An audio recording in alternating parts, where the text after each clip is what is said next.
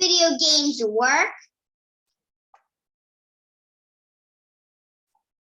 Designing video games. People around the world love playing video games. Have you ever wondered how these games work? Some games are made by one person, other games involve huge companies. People use computers to make video games. Games designers come up with ideas for games. The designer thinks of a goal for the player. The goal may be to defeat a villain. Designers figure out how the game will work. Will the game be a simple puzzle? Will there be a big world to explore? Game designers answer these questions. Designers decide where the games take place. It may be in a city, a jungle, or even in the future. Designers create characters. The player can control some characters. Others are friends or enemies. Their action move the game's story forward.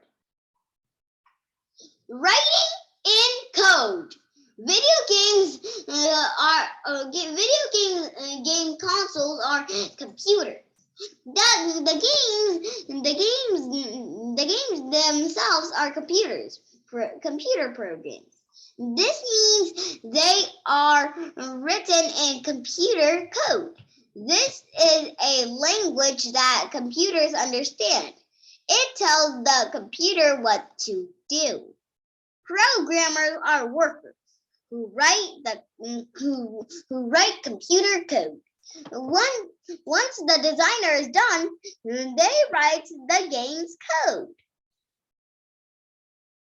Code controls how the game looks and works.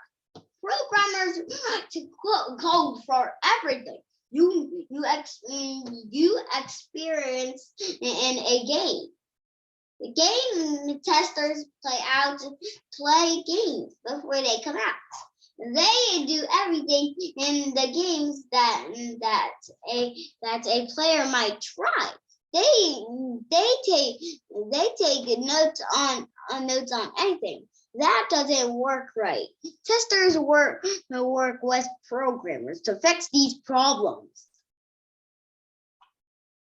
Many games share some code in common. Two different driving games may share code for how cars move in the game world. This code is known as a game engine. Some engines are used in many games. Others are used in only one. Programmers also write unique code for each game. The code tells the computer how to show the world and the characters. It makes the designers' decisions to come to life. Inside the console, code for video games is stored on disks or hard drives. To start a disc game, player put the disc into a console. The console reads the code from the disc. Hard drives are usually found inside game consoles. Games on hard drives don't need disks. The console copies the code from a disk or a hard drive into its memory. The console can read this memory faster than it can read a disk or a hard drive. Putting code in the memory makes the games run faster.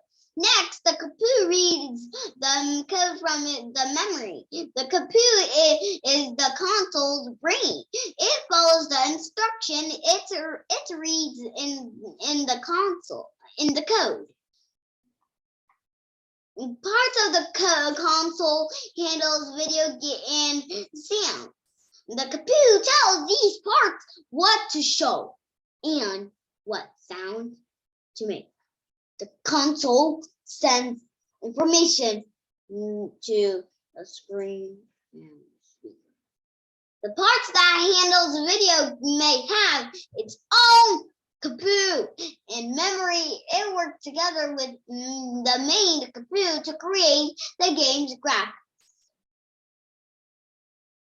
Controlling the fun.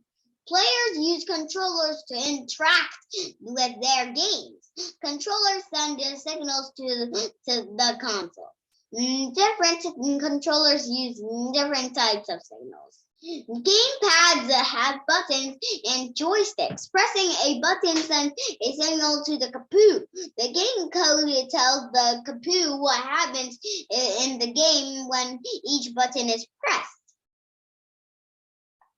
Joysticks control movement sensors, and the controller measure how far the joystick is being pushed. They send signals to the Kapoo. The Kapoo moves the player's character.